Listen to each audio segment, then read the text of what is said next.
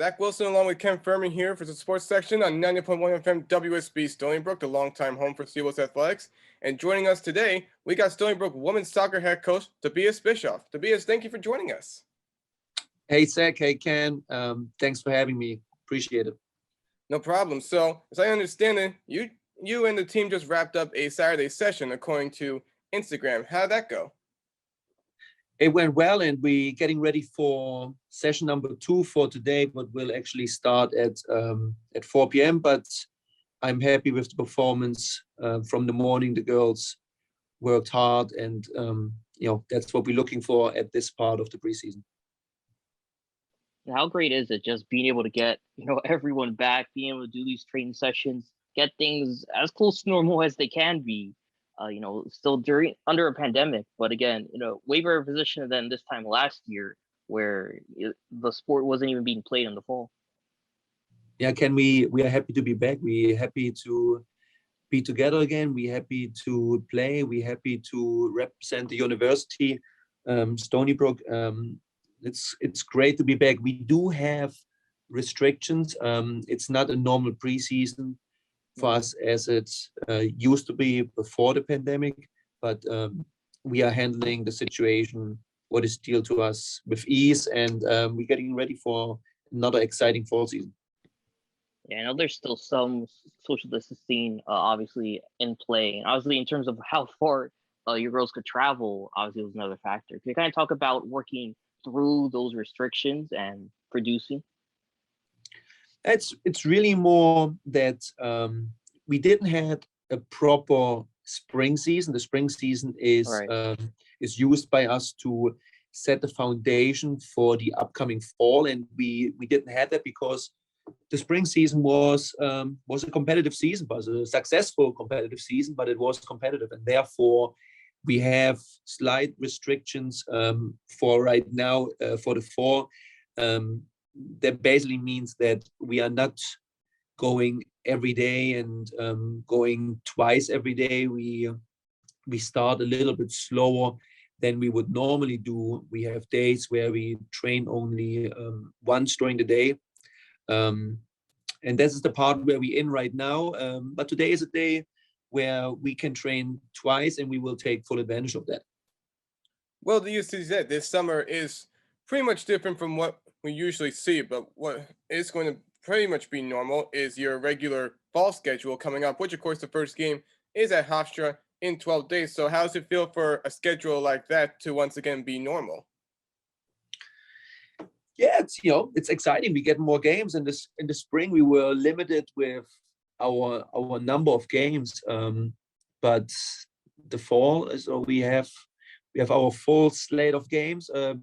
Very exciting. It's an exciting schedule. It's a very tough schedule. Starting at Hofstra on your old stomping grounds on August 19th, with Hofstra receiving votes for the top 25. Very good team. I do know the team very well, being a former associate head coach at Hofstra University.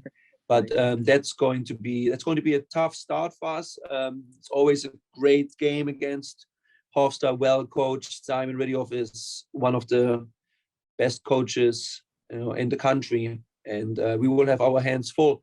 But we're going to get ready for it, and we will approach the game as we always do. We want to show our best and try to win the game. After that, we have Quinnipiac at home. That's the home opener, August 22nd.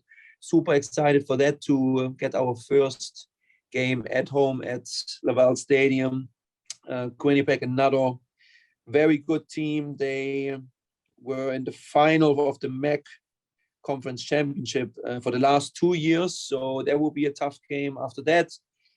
We go out to LIU, play LIU, who were in the final of the NEC this spring, before we start with Columbia. It's Ivy League team who didn't play in the spring, so not really sure yet what to expect there. But knowing Columbia from the past, they will be a very, very good team. It's a very competitive team in the Ivy League. Will be an interesting game for us. Then off to Providence, Big East, very good team. And after that, let's get on an airplane, fly out to Colorado, and let's try our best against the Pac-12 team at Colorado, who, as we all know, is a powerhouse and constantly goes to the NCAA and advances in the NCAA. After that, Farley Dickinson away, tough game. Before we have St. Joseph's at home and Cornell at home, and those are the last 2 games before we start our conference games. Yeah, no, it is a great non-conference schedule. I'm just looking back through the program's history. It might be if not one of the most competitive non-conference schedules in program history. And hats off to you, obviously, and the team as well for getting a lot of those opponents interested in competing against Stony Brook and vice versa. Putting yourselves out there and accepting the challenge, because it is key. And with that as well, I kind of want to ask, what is it like? How important is it getting off to a good start, especially against these competitive teams in non-conference play? Because you look at last year, Stony Brook dropped its 2 non-conference games against ranked Hofstra and UMass, and ultimately you saw the team turn around after that, go on a long winning streak up until the end of the regular season, ultimately winning the conference title. I mean, yeah, Ken, you're right. It's a very challenging non-conference schedule, and we knew that going into this year, but it's in preparation for conference play, and there are tough games, but in all of those games, we just need to be a little bit better, and we need to learn, and we need to win those games. We have to find a winning mentality in those games to be prepared for the America East. The America East is a tough conference. There's multiple teams who can win the conference. It's every year. It's very competitive, and we just trying our best to get ready for that. And Coach, after the last few NCAA tournament appearances the women's soccer team had before you arrived at Stony Brook, you appear to have given them the next step in how they play in the NCAA tournament. It all started off 2 years ago when you helped the team get its first ever NCAA tournament goal against Penn State.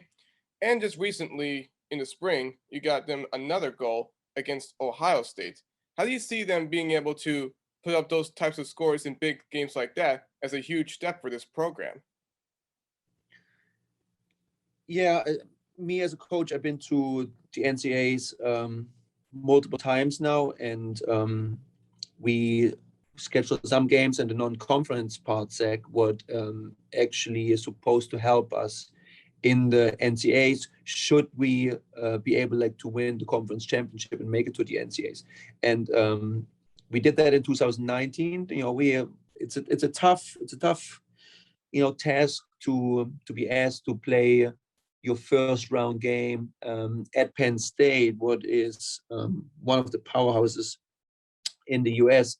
But I thought we had a pretty good game plan, and kudos to that 2019 team who followed the plan very well, and we gave our chance to be successful there, to be honest. And we were winning 1-0 at halftime, and it was definitely exciting, but we also knew that in the second half, Penn State, has a different gear to get to, and they did that, and we ended up losing that game.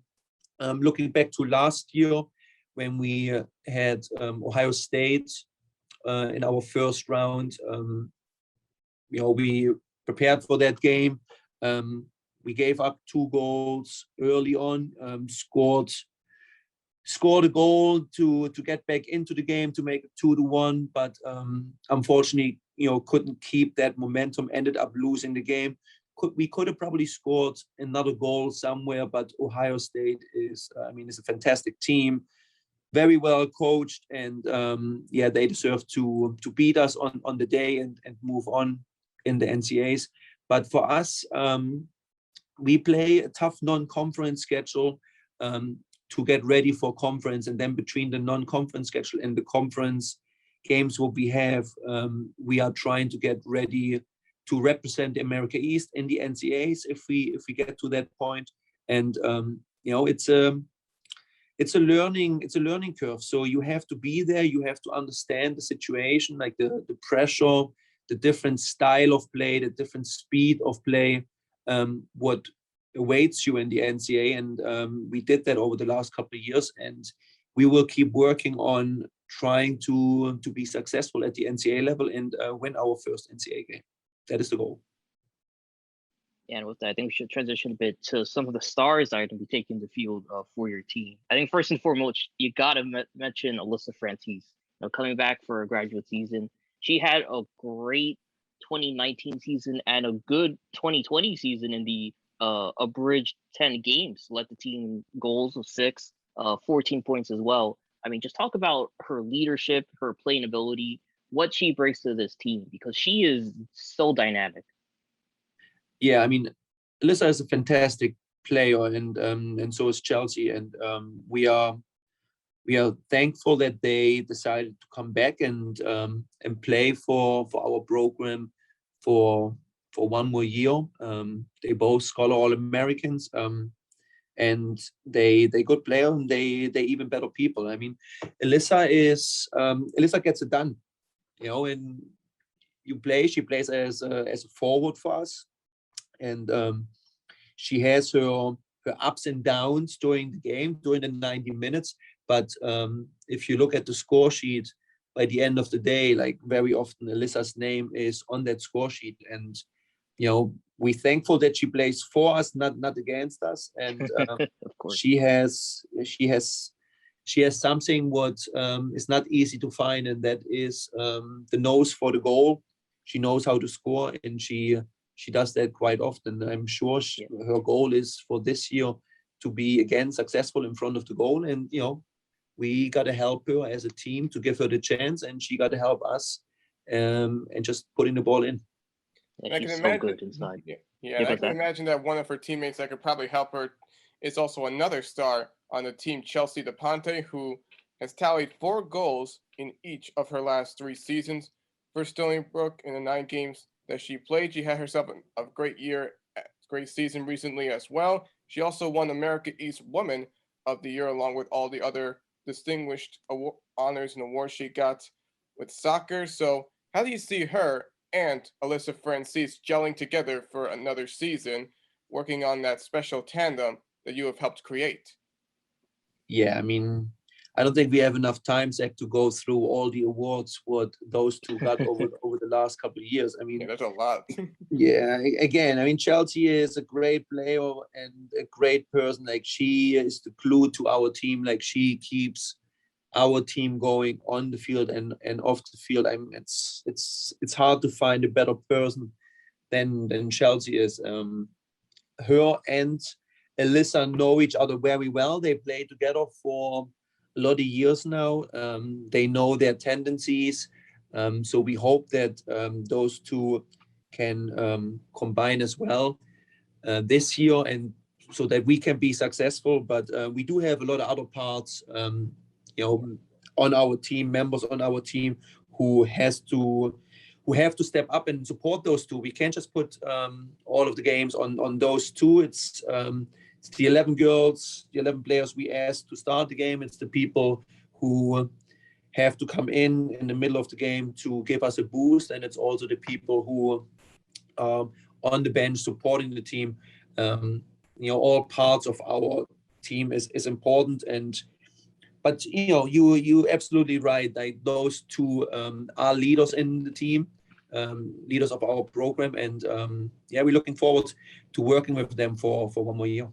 I think it's interesting too, because just going through the roster, I think something unique about this team is there's a lot more upper classwomen who are going to be prevalent, not only in the lineup but just in leadership roles. Because going into your first year a couple years ago, a lot of these girls were sophomores or juniors, and now they are currently juniors, seniors, graduates, whatever the case.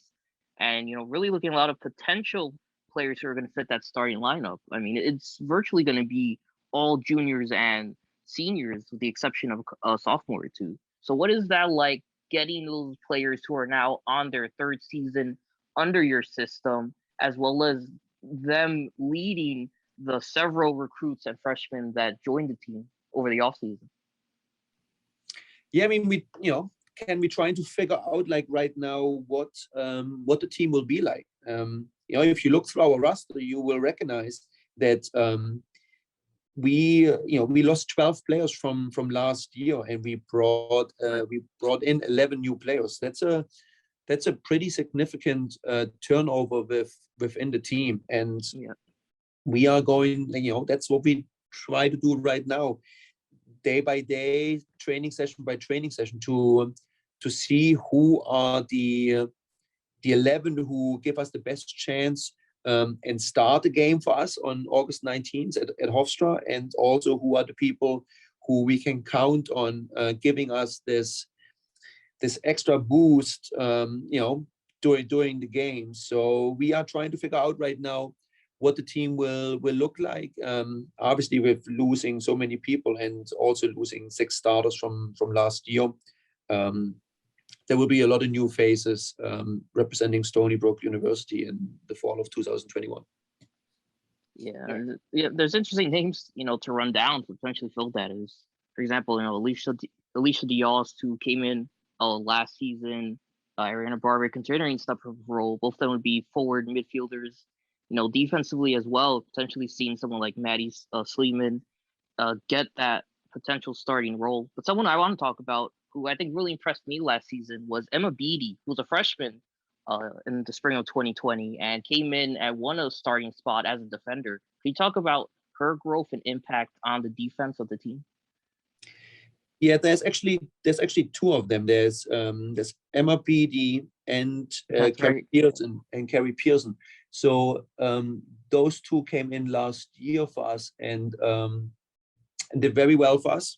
Don't forget Carrie scoring in the semi-final. We were a better team against Vermont, but we were losing giving up a goal in the first minute, and it took us till, I believe, like 72nd, 73rd minute, something like that, where we actually made it 1-1, and it was Carrie Pearson who gave us this 1-1, who opened up the gates for us a little bit to score a couple more, ending the game in a 3-1 win for us and moving on to the final against Binghamton.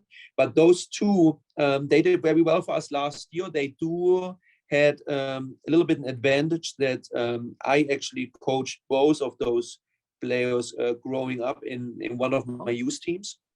So they knew me as a person, they knew what I was looking for, and I think that made the transition for both of them a little bit easier. And they both did well. But as you pointed out, Emma Beattie had a good spring, pretty successful, dynamic player who is defensively strong also, who can, it's a 2-way player basically on the outside for us. And it was great to see her playing well for us in the spring.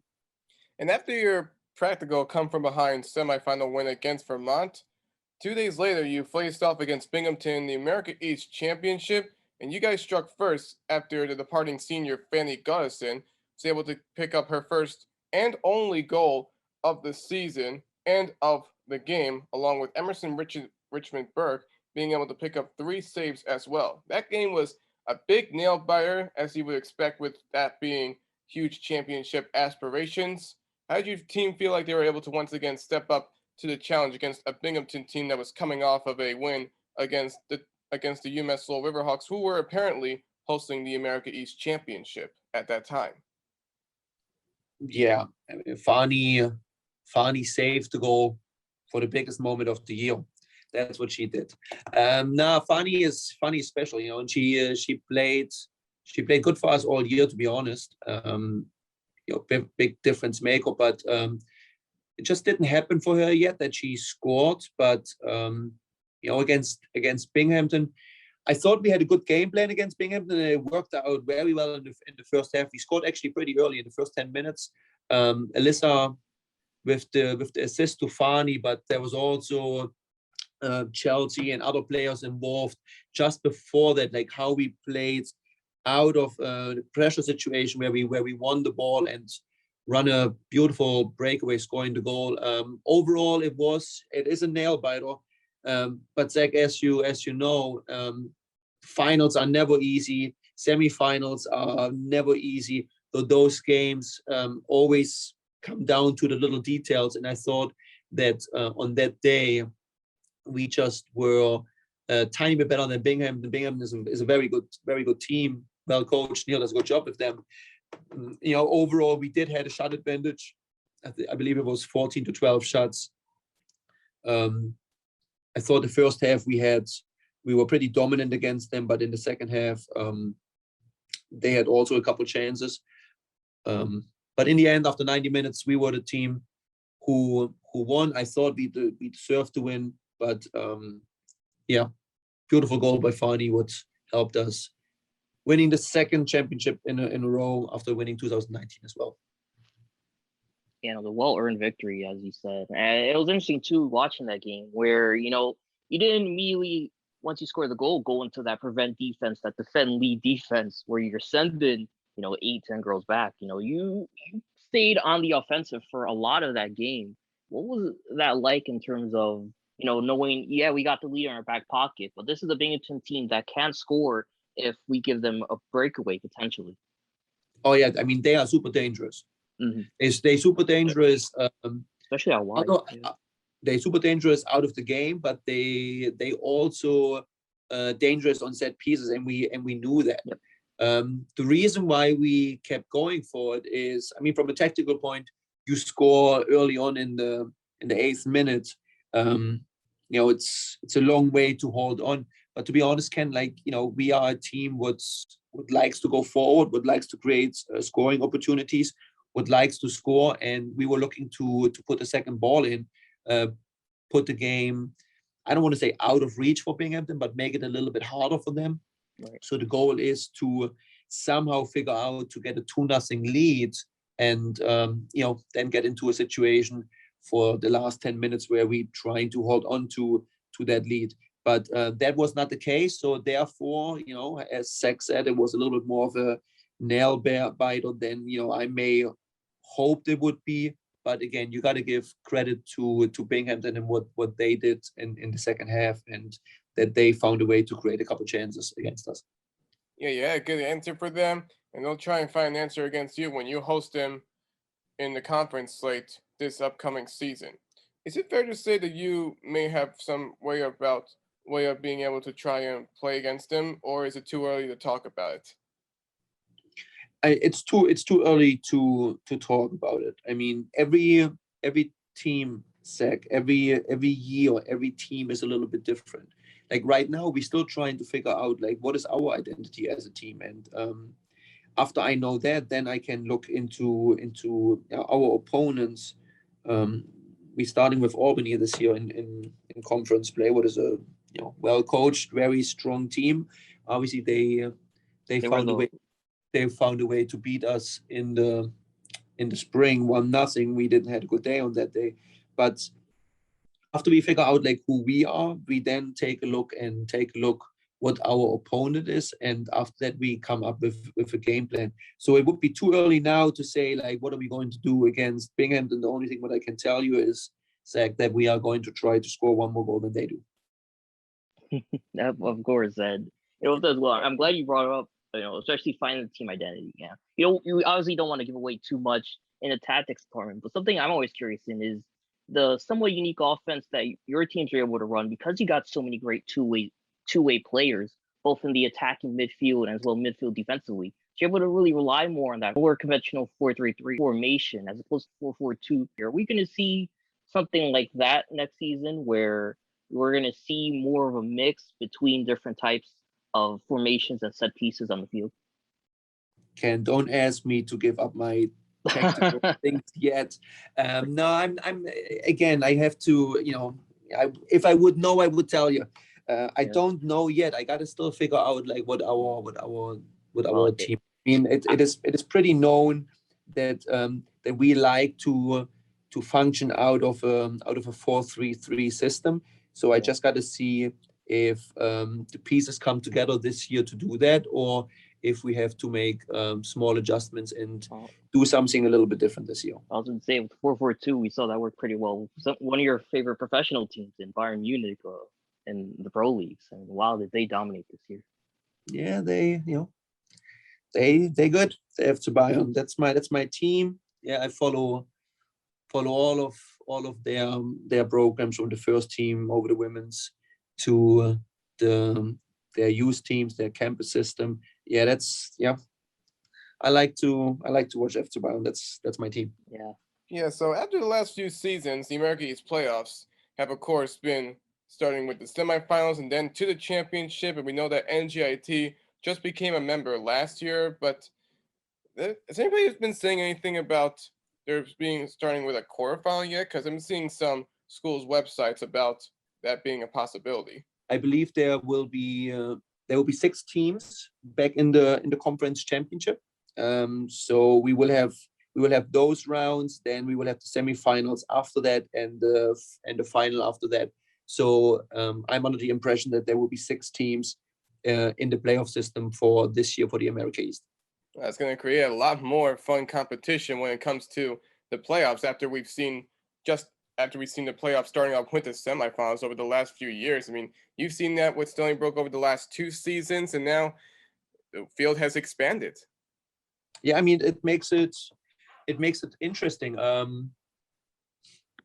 Yeah, I mean, 6 teams in the playoffs. That means there's a bye for the number 1 seed and the number 2 seed, meaning that we are going to have our last conference game this year on a Thursday. If you find a way to be first or second in the conference, you get a bye. That means you don't have to play that upcoming weekend, and you can just rest up a little bit and get yourself ready for the semifinal game.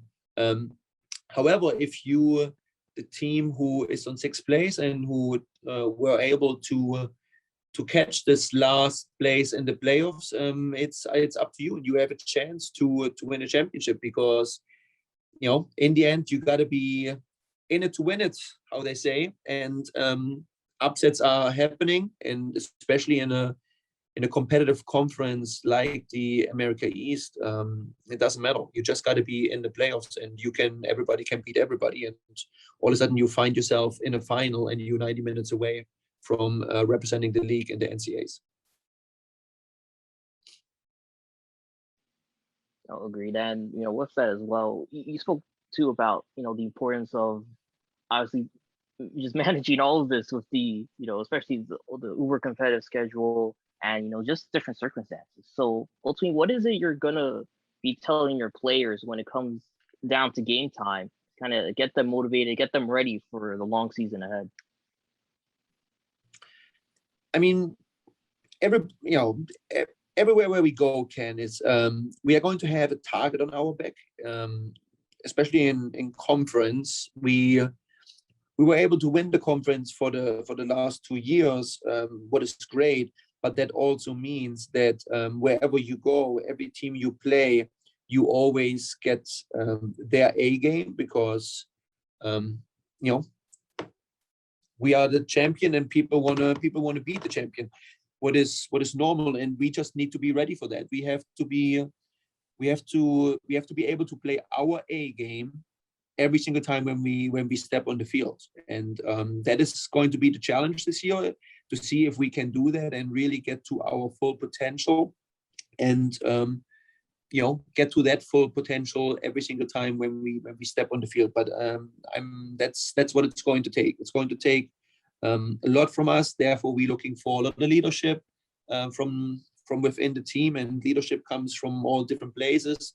It's not on the shoulders from the seniors or juniors. It's also our sophomores, and to be honest, like our freshmen who we are excited about to represent us, and we just got to find a way to get to our full potential.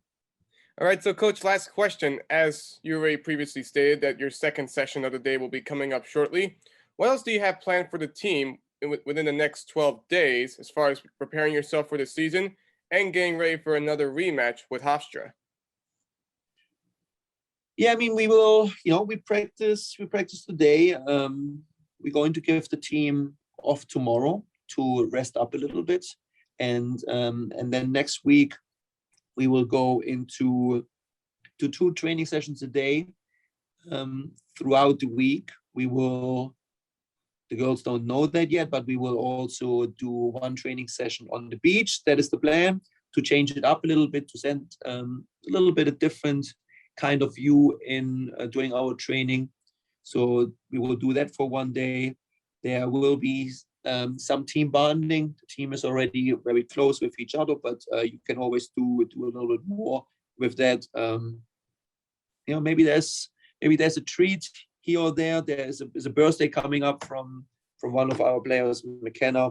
So maybe we take the team and we actually get them ice cream or something like that. I know they like that, so maybe we do that. But the overall goal, Zach, is to just get better day by day, training session by training session, segment by segment, and hopefully just get better and better and get ready for Hofstra for August 19th. It's another battle for a three-peat of America East titles, Coach. Thank you for joining us. Thank you for joining us very much, and we hope that you and the team have a good next 12 days. And we hope that you have great luck in being able to start the 2021 fall season in 12 days.